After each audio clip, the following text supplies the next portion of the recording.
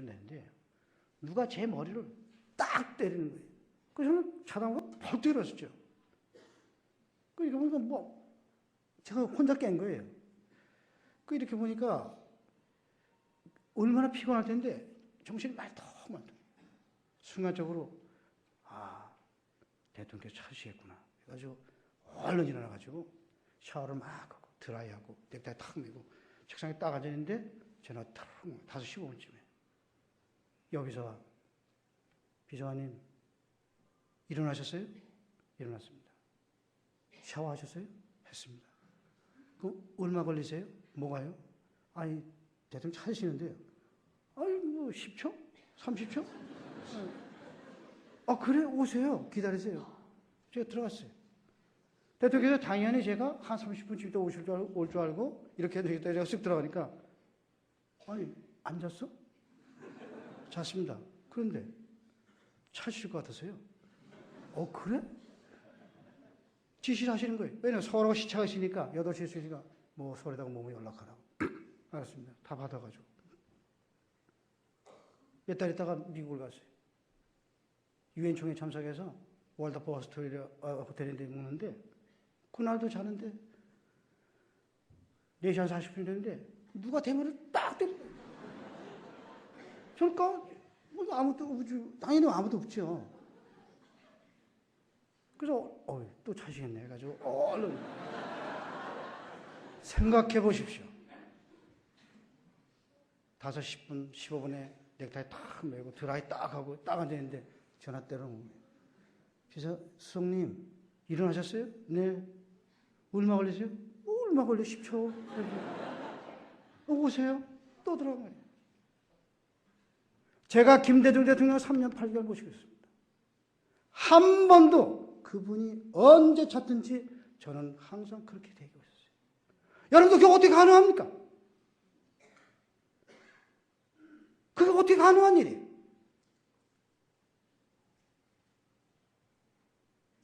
제가 하나님을 향해서 대통령을 위해서 눈물로 기도하고 다 들으시고 한장 자는데 성령께서 너 뭐하냐? 찾을 텐데 딱 저거 벌떡 하는 거죠.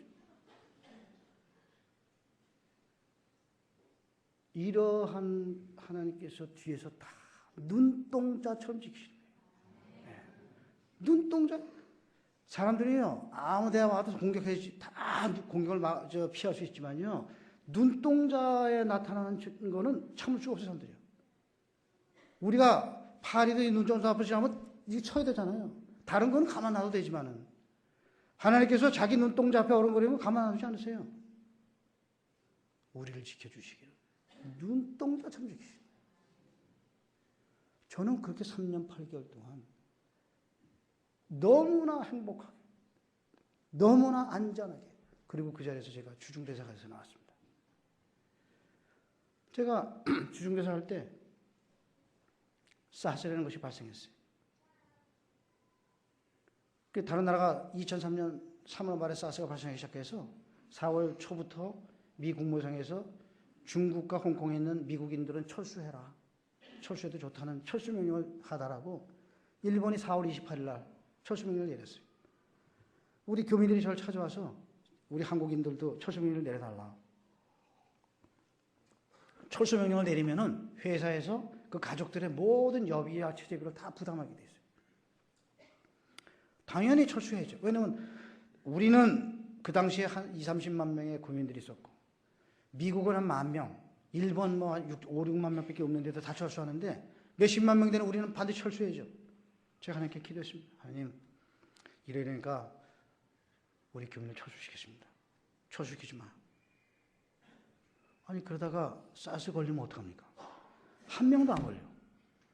한 명도 안 걸립니까? 그래 너네 국민은 한 명도 안 걸려. 걱정하지 마. 제가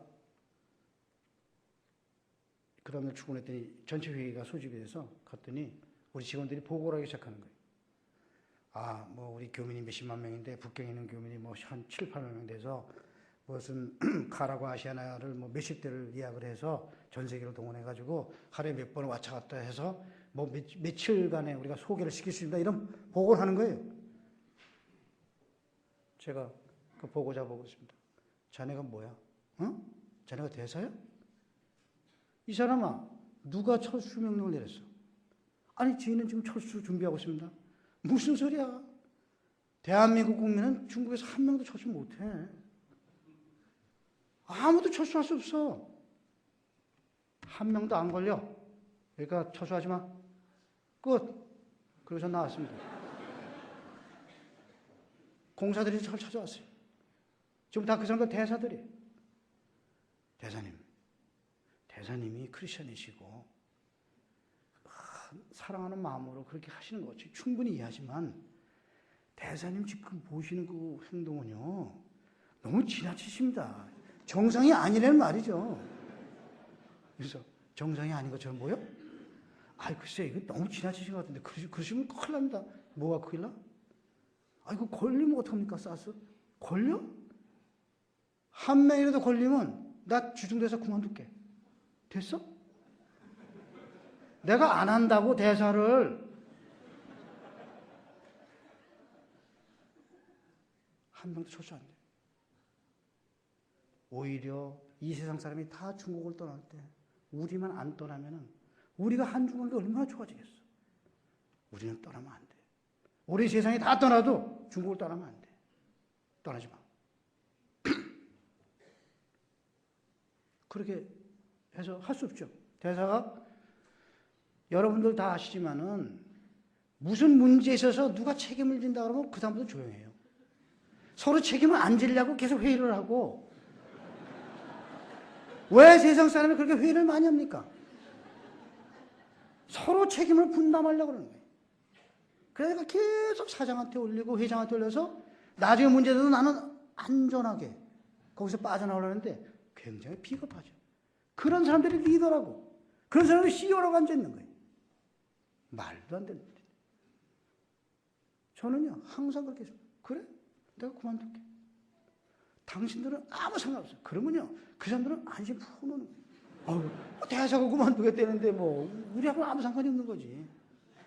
우리 그 사람 말만 따르면 되는 거니까. 그리고 이제 그 해 그렇게 한 달이 지났는데 그 해 2003년 5월 20일부터 공관장회라는 게 열렸습니다. 노무현 대통령께서 그 해 취임을 하셔가지고 공관장회를 여는데 20일부터 후인데 22일 날 대통령 내외 주최 만찬이 있는데 그 만찬에 참석하려면 주중대사는 사스 발언지에서 오는 대사니까 다른 대사보다 일주 먼저 들어와라. 그래서 5월 9일까지 들어와서 먼저 개인적인 일도 보고 좀 이렇게 병원도 다니면서 혹시 이렇게 사스 같은 거 문제가 있는지 좀 체크도 하고 그래서 5월 20일 날 들어와라. 그렇게 지시가 왔어요. 그 대통령이 새로 되셔서 당연히 그렇게 해야 되는 거 아니겠습니까? 그래서 저는 기도를 했어요. 하나님께. 하나님 이렇게 해서 저보고만 5월 9일까지 들어오랍니다. 다른 사람은 55일 날까지 들어오는데 저만 5월 9일 들어오는데 저 아무래도 대통령 만나봐야 되니까 들어가겠습니다. 이렇게 기도했어요. 하나님께서 들어가지 마. 저는 그럼 만찬 못 가는데요. 만찬 가지 마. 정말 너무나 답답한 거예요. 그래도 어떻게 하겠습니까? 그 다음날 출근해가지고 본부에도 연락을 했어요. 본직은 일이 바빠서 5일날까지 들어갈 수, 9일날까지 들어갈 수 없다. 다른 대사도 저는 15일날 들어가겠다. 그때 연락이 다시 왔어요. 본부 차관이 저한테 전화해서 아니 왜 이러십니까? 다른 대사들은 사스하고 상관없으니까 문제가 없는데 주중대사는 사스 지역에서 오시니까 청와대에서 2주 전에 들어와서 좀 있으라고 그렇게 하는데 만일 5월 19일 날까지 못 들어오시면 청와대 만찬 못 갑니다. 그래도 좋으십니까? 그렇게 차관이 물어본 거예요. 제가 안 갈게요. 그러시면 뭐 알겠습니다. 그래서 들어갔어요. 5월 20일 날 오후 5시 반에 신라호텔에 지금 묵고 있었는데 신라호텔에서 123명의 대사들이 부부 동반해서 268명이 버스 타고 쫙 청와대 들어갔어요. 저하고 집사람 둘이서 방에 앉아가지고 설렁탕 룸서비스 시켜 먹었어요. 집사람이 저거 그래요. 뭐 당신이 기도했다고 해서 내가 이해는 하는데, 근데 이거 너무 당신 지나친 거 아니냐. 당신 말이지, 새로 된 대통령도 못 보고 명색이 4강 대사인데, 당신, 우리 시험도 할 말이 없는 거예요. 제가 그랬어요. 근데 제가 그동안에 계속 기도했는데 하나님께서 뭘 하셨냐면, 제가 하도 눈물로 기도하니까 하는 게 이러신 거예요. 너가 자꾸 그러냐? 너는 그를 따로 만날 것이다. 제가 알았습니다. 그래서 보고서를 따로 만들었어요. 여러분들 들으시면 얼마나 황당해요.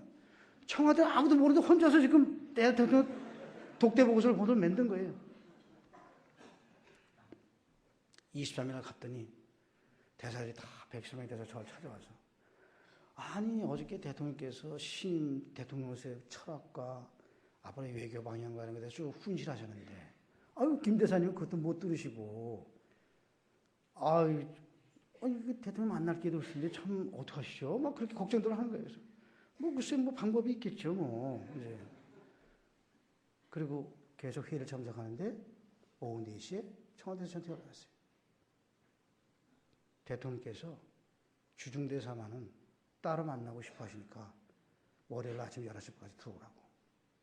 제가 딱 그 전을 봤는데 온 몸에서 그냥 막 전율이 쫙 하나님께서 그냥 살아계시는 걸 그냥 제거했던. 그런데 이러는 거예요. 청와대에서.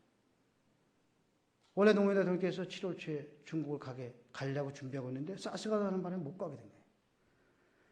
그날이 5월 26일인데 사스 때문에 지금 갈 수가 없으니까 대통령께 보고하실 때 중국 방문하는 문제는 말씀하지 마십시오. 그것이 청와대 방침이니까 대사님께서 아주 보고서 만드실 때 참고하십시오. 이렇게 얘기를 하는 거예요. 저 알았습니다. 그렇게 얘기하고 그날 밤에 기도했어요. 하나님께. 하나님, 제가 월요일날 아침 11시 반에 노무현 대통령을 가서 뵈는데 그쪽에서 전화가 왔습니다. 저한테. 대통령 중국 가시는 문제 거론하지 말라고 그럽니다. 어떻게 할까요? 거론할까요? 말까요? 거론해라. 그러면 언제 오시라고 그럴까요? 지금이 5월 말인데 아예 그냥 10월쯤 끝날 테니까 11월쯤 오시라고 하면 안전하겠죠. 11월에 오시라고 할까요? 아니. 그 10월에 오시라고 할까요? 아니. 그 9월에 오시라고 할까요? 아니. 그 8월에 오시라고 할까요? 아니. 그러면 그냥 7월 초에 오시라고 그럴까요? 그래 7월 초에 오라고 그래라. 7월 초에 오라는 게 뭡니까? 사스는 6월 말에 끝나야지 7월 초에 오시는 거 아니에요? 알았습니다. 보고서를 만들었습니다. 제가. 그 지금 다 청와대 기록을 가지실 텐데 저도 가지고 있고 기록. 대통령 중국 방문 건의. 사스 6월 말 진정.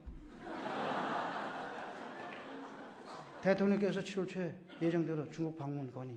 이렇게 딱 만들어가지고 들어갔어요. 들어가니까 청와대에 딱 들어가니까 지금 모 대사는 그 당시에 의정국장이 저보고 그런 거예요. 대사님, 말씀드린 거 보고 가시면 안 되는 거 아시죠? 오늘 다시 제가 지시받아서 전달하는 겁니다. 대통령께 중국 가시는 거 말씀하지 마십시오. 그렇게 얘기하는 거예요. 제가 그랬습니다. 자네가 주중대사야? 내가 대사야, 이 사람아. 내가 하면 하는 거야. 무슨 소리야? 그거 들어갔어요. 외교보좌관, 반기문 보좌관이. 의정부에서 4시에 같이 들어갔어요. 셋이서. 보고를 쭉 했어요. 대통령께서 저렇게 보시더니 지금 사스가 이런데 말이에요. 나는 중국 가야 되는 거예요? 안 가야 되는 거예요? 오셔야죠. 문제요? 7월 초에 오십시오. 7월 초에? 아니 사스는 오늘이 5월 26일인데요. 아니 대통령님, 사스는 6월 말에 끝납니다. 6월 말에 끝내? 어떻게 알아요? 그러니까 제가 대사 아닙니까?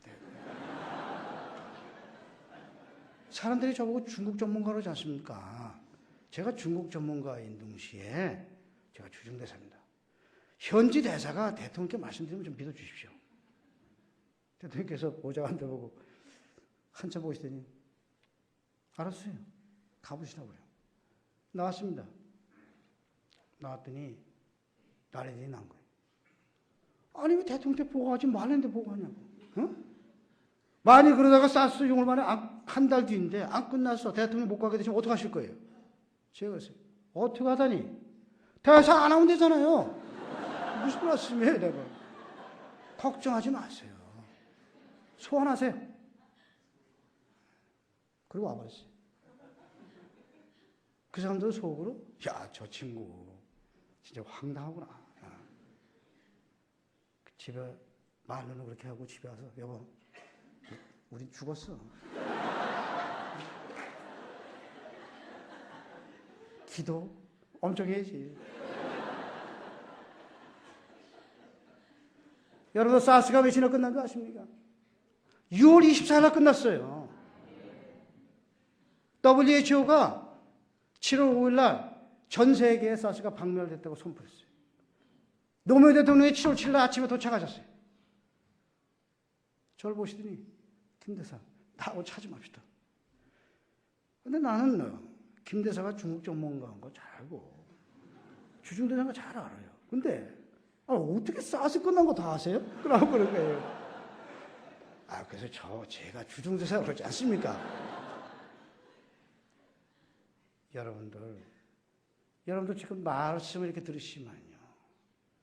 누가 감히 대통령 주제 만찬한테 120명의 대사가 부부동안 가는데 하나님의 말씀 듣고 안 가고 청와대에서 2번이나 얘기하지 말라 그러는데 하고 어떡하냐? 대사 그만두겠다. 어떻게 할 수 있습니까? 하나님의 사람 할 수 있다는 얘기예요. 비겁하게 말씀을 들었는데도 이거 했다가 혹시라도 안 되면 내가 갈 때 그럼 큰일 나지. 들어도 못 듣는 척하고. 하나님께서 이런 축복을 부어주시려다가 예이 바보 같은 요만한 축복.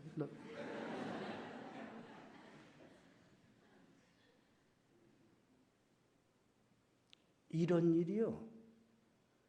하나가 아니고 10개가 아니고 100개가 아니고 얼마든지 있다 이런 말씀이에요. 누가 하나님이 살아계시지 않다고 얘기를 할 수 있어요.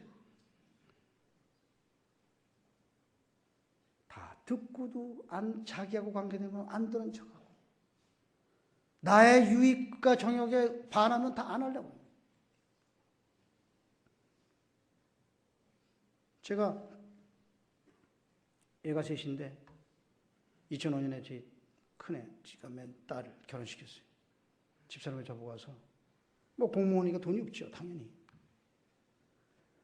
일반 평민보다는 낫지만 우리 정도의 레벨에 사는 사람들 입장에서는 돈이 없는 편이죠. 제가 대장관이라고 시인권 총 액수가 집 다 포함해서 13억입니까? 제가 장관 15명 중에서 14번째로 가난한 사람이었어요. 평민들이 일반 사람들이 보면 돈이 많은 사람이죠. 그러니까 결혼하는데 돈이 아무것도 없죠.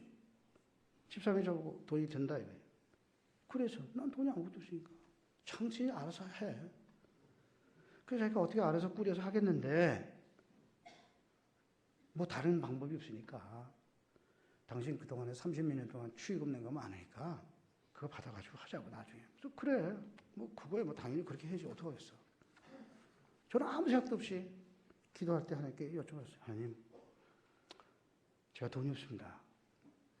근데 제가 뭐 이자는 원하지도 않고 제가 30몇 년 동안 뿌린 원금만 걷어들여도 상당한 액수입니다. 그러니까 그거 받게 해주십시오. 받지만 제가 상당히 당황했어요. 처음에. 한참 좀 주저주저 하다가 좋습니다. 그럼 제가 공식으로는 안 받겠습니다. 그래서 제가 제 제일 친한 친구들, 잘 아는 친지들한테만 한 200명 정도 제가 청첩장을 보내서 그 사람들이 뭐 기사를 통해서 보내든지 비서관을 통해서 보내는 거 그것만 좀 몇 개 좀 받겠습니다. 청첩장 한 장도 보내지 마. 제가 일어서서 집사람 보고 취금, 청첩장 없어. 그대로 해. 딸 결혼식하는데 양가만 왔어요. 제가 50년을 사귀던 친구도 안 부르고 가장 은혜를 많이 받던 상사도 안 부르고 이상 사람 한 명도 안 불렀어요. 어떻게 알아서 아름아름으로 해서 몇 사람이 오고 그건 저하고는 아무 상관없어요. 돈도 하나도 안 받고 수부라는 게 없었어요.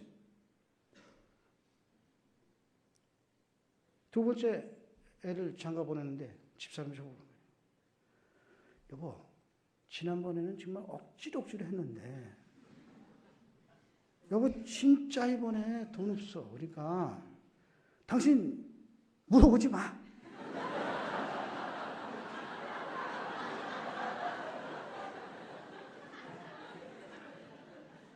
제가 알았어. 아마 하나님 이번엔 허락하실 거야. 그리고 제가 기도했습니다. 하나님, 아까 들으셨잖아요. 집사람도 중복이라는 사람이 얼마나 답답하고 그러겠습니까? 진짜 도와주십시오. 이번에 좀 받게 해주십시오. 받지 마. 청첩장은요, 한 장도 보내지 마.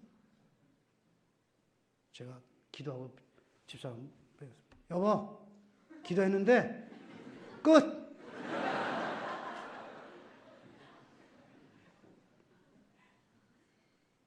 제가 온누리교회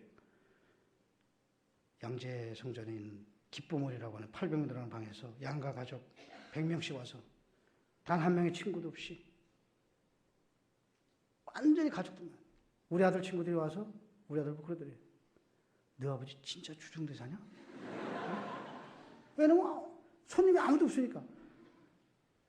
친척 이게 직계 가족하고 친척만 오니까요. 서 있을 때도 없어요. 그냥 왔다 갔다 하는 거예요. 저도요. 올 사람이 없기 때문에. 뭐 방명록도 없고. 그러니까 저는 이때까지 애를 둘을 결혼을 시켰는데 뭐 청첩장을 맨날 리스트도 없고 전화한 사람도 없고 연락한 사람도 없고 아무도 없는 거예요. 제가 우리 애들 결혼시키는 다음에요. 이 세상 결혼식에 대해서 완전히 자유합니다. 누가 결혼하든 말든 저는 아무 상관이 없어요. 누가 연락이 오면은 뭐 꼭 돈이라도 뭐 저 보내줘야 되면은 뭐 인편에 좀 보내주든지 하고 저 안 갑니다. 왜냐? 아이 뭐 애 둘씩이나 하면서도 그 많은 돈을 내 뿌려도 안 가뒀는데 뭐 더 이상 뭐 완전히 자유예요.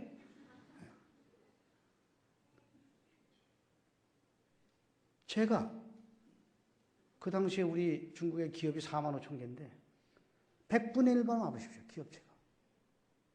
얼마나 많은 추익을 받을 수 있겠습니까? 우리 아들, 딸 장가 갈 때 한미천 잡을 수 있죠. 그렇지만 받지 말라고 그러니까 못 받는 거예요. 제가 기도했어요. 하나님, 그 대신에 얘네들 제가 설득하느라고 저도 해먹었습니다. 그 대신에 얘들이 믿어야 되지 않습니까?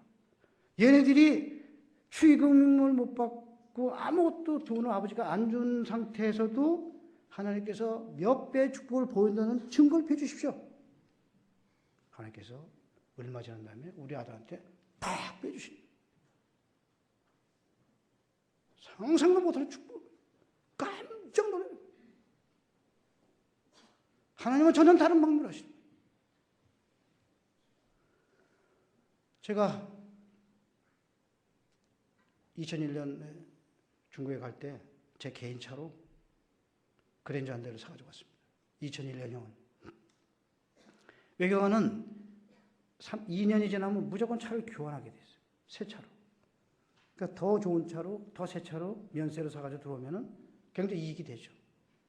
그게 해외 공간하는 사람들의 이점이고, 뭐 그런 것은 다른 아마 사람들도 마찬가지라고 생각하는데, 그래서 2년이 지나서 2003년 가을에 집사람이 여보 우리 2년 되는데 이 차 바꿔야 되니까 차를 무슨 걸 바꾸겠다. 그러자고. 그래서 들어가서 기도했어요. 하나님 이 차 바꾸겠습니다. 바꾸지 마. 집사람 보고 바꾸지 마. 2003년, 2004년, 2005년, 2006년 못 바꾸게 하시는 거예요. 2007년에 제가 이랬습니다. 하나님 저 내년에 여기 떠나는 것이 100% 확실합니다. 그럼 저도 중국을 7년 만에 떠나는데 저도 새 차 좀 가져가야 되지 않습니까? 좀 바꾸게 해주십시오. 바꾸지 마. 못 바꿨습니다. 통일부 장관 할 때 그 차 가지고 들어왔어요. 제가 통일부 장관 하면서 재작년에 하나님께 그랬습니다. 하나님, 제가 이거 괜찮대요. 제가 명색이 통일부 장관인데 이거 주말에 쓰려면 자꾸 고장 나고 그러는데 이거 좀 바꾸게 해주십시오. 바꾸지 마. 못 바꿨어요. 지금까지 못 바꾸고 있어요. 1년에 3번 내지 4번씩 서요.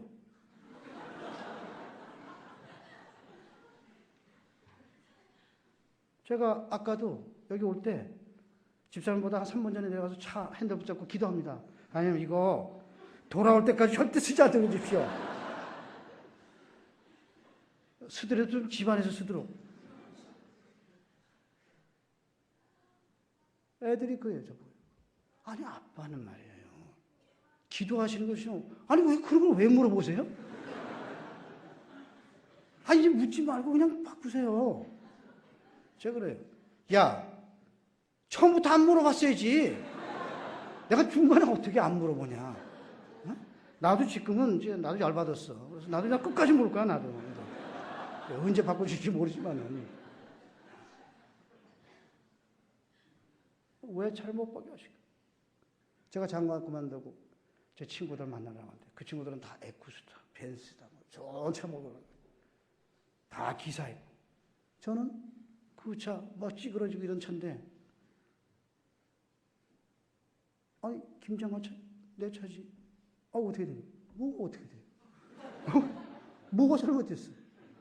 이 사람아, 대한민국 고위공무원이 이 차 쓰는 것마다 감사하게 생각해, 이 사람아. 어?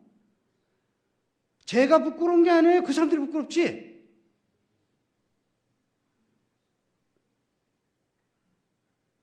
우리가 하나님의 사람이 뭐가 부끄럽습니까?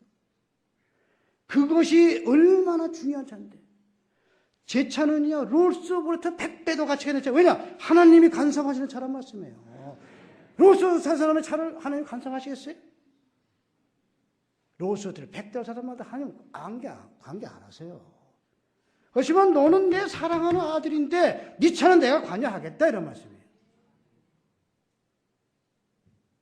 저는 그 차 얼마나 자랑스러운지 몰라요. 저는 계속 그 차 타고 가려고. 우리는 말씀대로 순종하셔야 돼요. 듣는 것 중에서 좋은 것만 순종하고 손해나는 건 안 하고 그래가지고 무슨 축복을 받으시겠어요? 제가 작년 2월 10일 날 은퇴했습니다. 2월 13일 날 제가 이 핸드폰을 껐어요. 끄고 이렇게 선포를 했어요. 하나님, 저는 이때까지 잠언 16장 9절에 사람이 자기의 길을 계획할지라도 길을 인도하는 자는 그 걸음을 인도하는 자는 여호와시다. 저는 2009년 2월 13일부터 그렇게 안 하겠습니다. 저의 길을 계획하시는 하나님이시요 그 걸음을 인도하시는 자도 하나님이십니다. 저는 이제 오늘부터 지난 36년 동안 제가 사회에서 만난 모든 동료, 친구, 상사, 아는 사람, 동창, 형제 다 연을 끊겠습니다. 저는 그 사람들하고 아무 상관이 없습니다. 저는 이제 죽을 때까지 하나님 한 번만 믿고 따라가겠습니다. 그리고 저는요, 지금까지 1년 1개월 동안, 13개월 동안에 99.9% 누구한테 전한 적이 없어요. 만나자고 한 적도 없고 밥 먹자고 한 적도 없어요. 사람들은 말년에 은퇴하면 무섭다는 거예요. 제가 그러죠. 뭐가 무서워?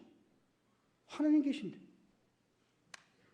어떤 때, 아까 제가 목사님께 말씀드렸어요. 어떤 때는 1주 내지 2주 아무도 안 만나고 집에서 기도만 할 때가 있어요. 너무 행복해.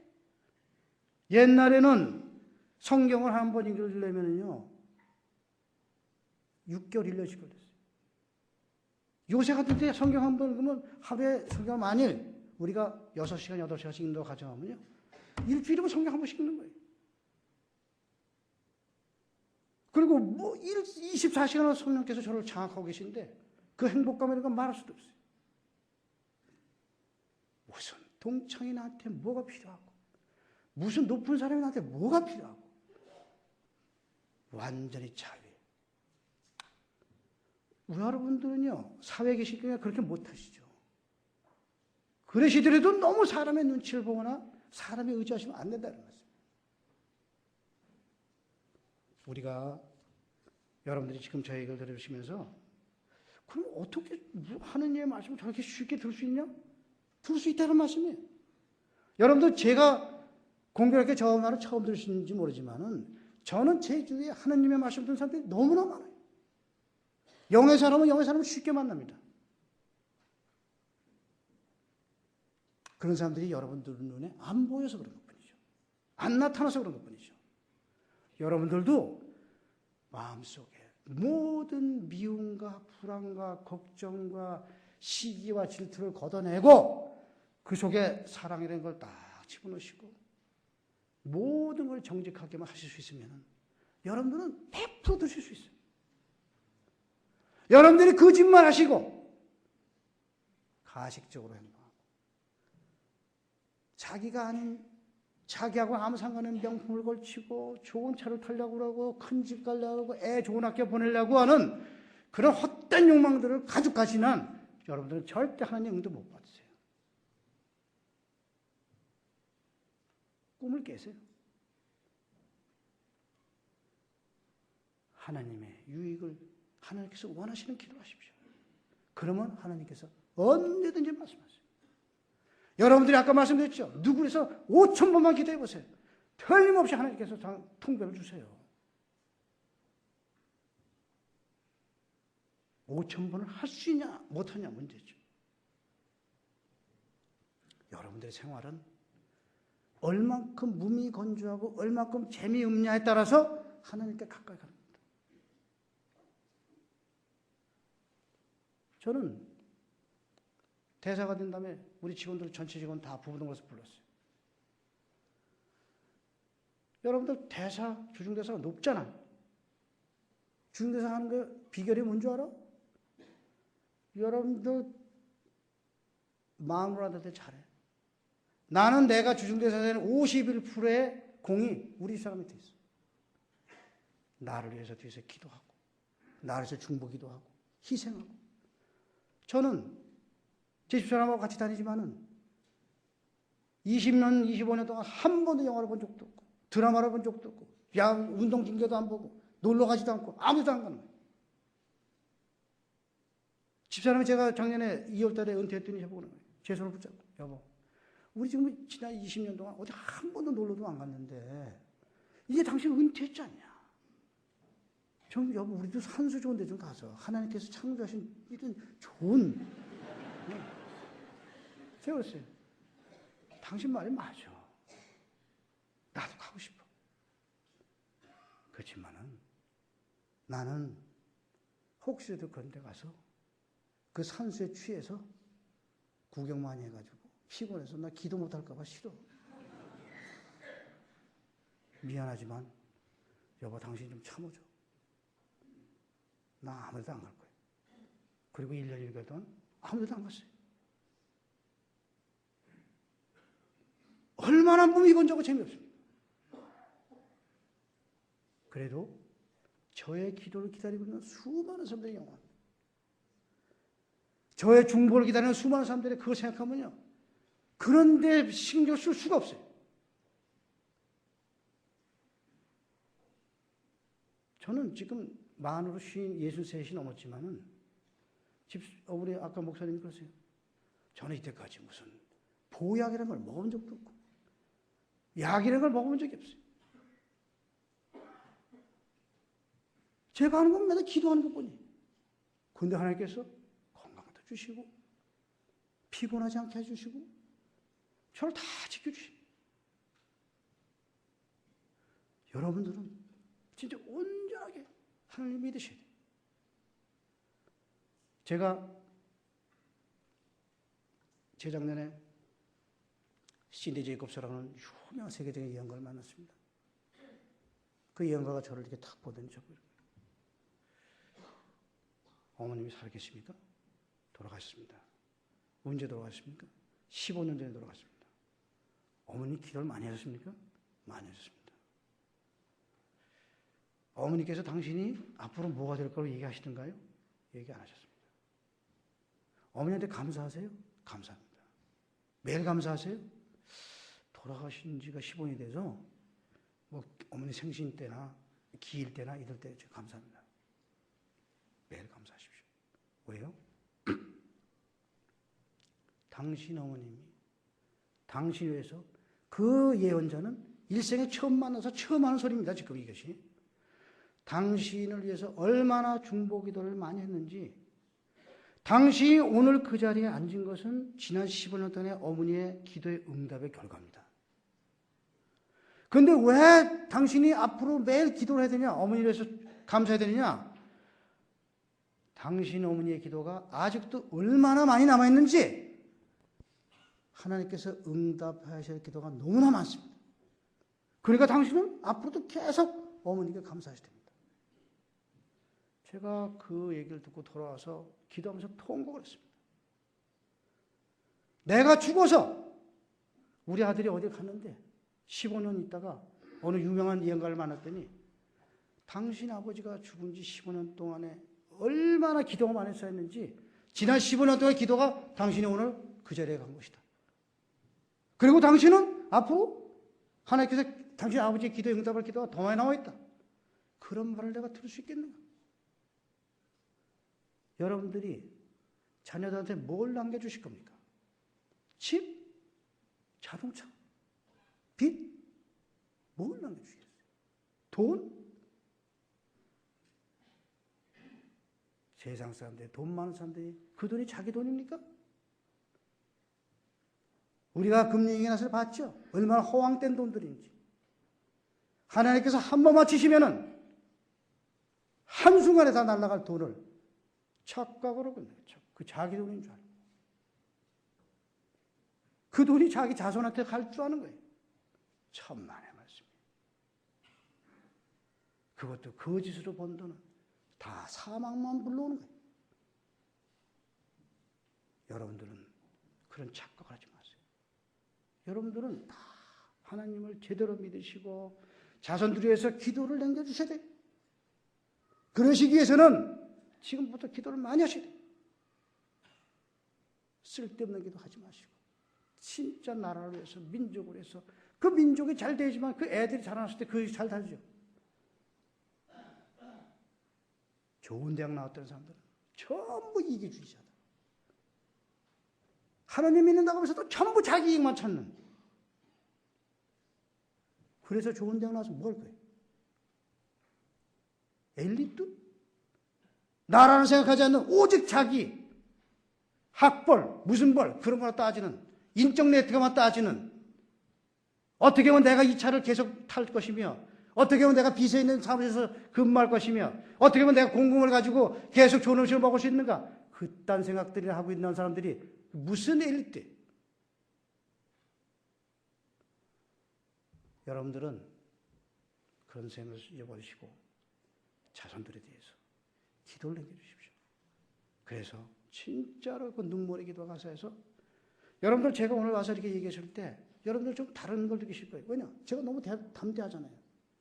왜냐? 저는 제 뒤에, 제 책에 나와 있지만은 많은 예언자들이 저한테 기도할 때마다 한 말 있어요. 지금 장로님 뒤에는 기도가 얼마나 많이 쌓였냐? 나야가라 폭포가 몇 개가 있다는 얘기예요. 제 뒤에. 그러니까 어머니 기도 하나 가지고도 15년 동안에 하나님께서 응답을 다 하셨다는 거 아닙니까? 여러분들은 자손들한테 그런 중보기도를 주셔야 돼요. 그런 중보기도를 가지고 있어야지만 청와대 많잖아. 오라고 해도 안 갈 수도 있는 거고, 뭐 하라고 하면 안 할 수도 있는 거고, 이런 담대함을 갖는 거지. 그런 아무 밑바탕이 없는 상태에서 자기 혼자 기도해가지고 그렇게 하기 어렵습니다. 저는 오늘 이 말씀을 통해서 여러분들께서 좀 중보기도의 용사가 되시고, 그런 자기 자신의 유익과 정욕을 위한 기도를 하지 않는, 더 이상 혼적인 기도를 안 하는, 오직 나라와 민족과 하나님 나라와 그 이유와 하나님의 유익을 구하는 기도와 남을 위한 중보기도만 하는 그런 영적인 용사들이 되셔야 됩니다. 그래서 제가 오늘 그 말씀을 붙잡고 나온 겁니다.